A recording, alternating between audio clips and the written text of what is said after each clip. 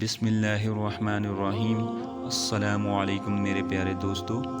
ایک مرتبہ حضرت عمر رضی اللہ تعالی عنہ کسی کام میں مشغول تھے کہ ایک شخص آیا اور کہنے لگا کہ فلاں شخص نے مجھ پر ظلم کیا ہے، آپ رضی اللہ تعالی عنہ چل کر مجھے بدلہ دلوا دیجئے۔ آپ رضی اللہ تعالی عنہ نے اس کے ایک درہ مار دیا کہ جب میں اس کام کے لیے بیٹھتا ہوں تو اس وقت تو آتے نہیں، جب میں دوسرے کاموں میں مشغول ہو جاتا ہوں تو آ کر کہتے ہیں کہ بدلہ دلوا۔ وہ شخص چلا گیا۔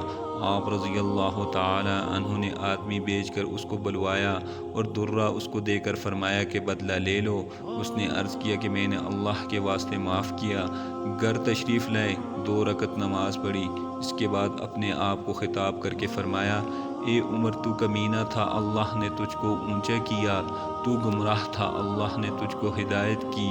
تو ذلیل تھا، اللہ نے تجھ کو عزت دی، پھر لوگوں کا بادشاہ بنایا۔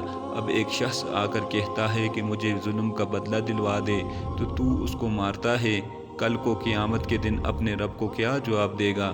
بڑی دیر تک اسی طرح اپنے آپ کو ملامت کرتے رہے۔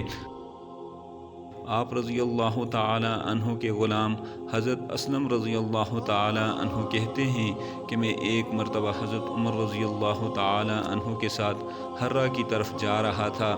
ایک جگہ آگ جلتی ہوئی جنگل میں نظر آئی۔ حضرت عمر رضی اللہ تعالی عنہ نے فرمایا کہ شاید یہ کوئی قافلہ ہے جو رات ہو جانے کی وجہ سے شہر میں نہیں گیا، باہر ہی ٹھہر گیا ہے، چلو اس کی خیر خبر لیں، رات کو حفاظت کا انتظام کریں۔ وہاں پہنچے تو دیکھا کہ ایک عورت ہے جس کے ساتھ چند بچے ہیں جو رو رہے ہیں اور چلا رہے ہیں، اور ایک دیچکی چولہے پر رکھی ہوئی ہے جس میں پانی بھرا ہوا ہے اور اس کے نیچے آگ جل رہی ہے۔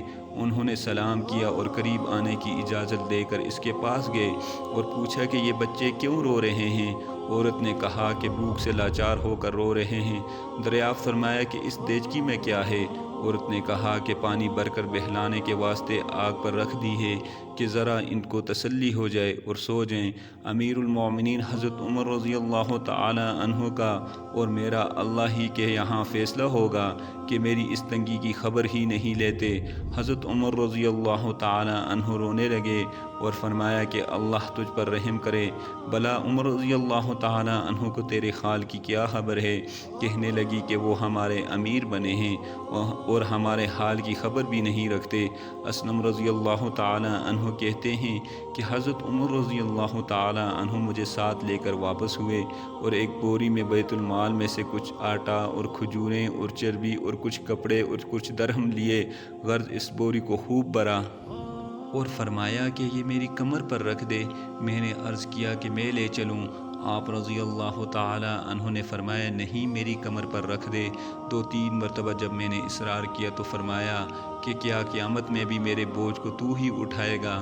اس کو میں ہی اٹھاؤں گا، اس لیے کہ قیامت میں مجھ ہی سے اس کا سوال ہوگا۔ میں نے مجبور ہو کر بوری آپ کی کمر پر رکھ دی۔ آپ نہایت تیزی کے ساتھ اس کے پاس تشریف لے گئے، میں بھی ساتھ تھا۔ وہاں پہنچ کر اس دیچکی میں آٹا اور کچھ چربی اور کچھ کھجوریں ڈالی اور اس کو چلانا شروع کیا اور چولہے میں خود ہی پھونک مارنا شروع کی۔ اسلم رضی اللہ تعالی عنہ کہتے ہیں کہ آپ رضی اللہ تعالی عنہ کی گنجان داڑھی سے دھواں نکلتا ہوا میں دیکھتا رہا، حتیٰ کہ حریرہ سا تیار ہو گیا۔ اس کے بعد آپ نے اپنے دست مبارک سے نکال کر ان کو کھلایا۔ وہ سیر ہو کر خوب ہنسی کھیل میں مشغول ہو گئے اور جو بچا تھا وہ دوسرے وقت کے واسطے ان کے حوالے کر دیا۔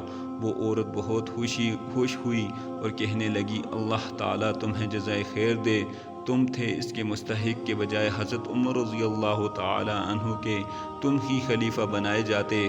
حضرت عمر رضی اللہ تعالی عنہ نے اس کو تسلی دی اور فرمایا کہ جب تم خلیفہ کے پاس جاؤ گی تو مجھ کو بھی وہیں پاؤ گی۔ حضرت عمر رضی اللہ تعالی عنہ اس کے قریب ہی ذرا سا ہٹ کر زمین پر بیٹھ گئے اور تھوڑی دیر بیٹھنے کے بعد چلے آئے اور فرمایا کہ میں اس لیے بیٹھا تھا کہ میں نے ان کو روتے ہوئے دیکھا تھا، میرا دل چاہ رہا تھا کہ تھوڑی دیر ان کو ہنستے ہوئے بھی دیکھوں۔ صبح کی نماز میں اکثر سورۃ القاف، سورۃ الطٰہٰ وغیرہ بڑی صورتیں پڑھتے اور روتے کہ کئی صفوں تک آواز جاتی۔ ایک مرتبہ صبح کی نماز میں سورۃ یوسف پڑھ رہے تھے انما اشکو بسی و حزنی اللہ پر پہنچے تو روتے روتے آواز نہ نکلی۔ تہجد کی نماز میں بعض مرتبہ روتے روتے گر جاتے اور بیمار ہو جاتے۔ یہ ہیں اللہ کا خوف اس شخص کا جس کے نام سے بڑے بڑے نامور بادشاہ ڈرتے تھے، کانپتے تھے۔ آج بھی 1350 برس کے زمانے تک اس کا دبدبہ مانا ہوا ہے۔ آج کوئی بادشاہ نہیں، حاکم نہیں، کوئی معمولی سا امیر بھی اپنے رعایا کے ساتھ ایسا برتاؤ نہیں کرتا۔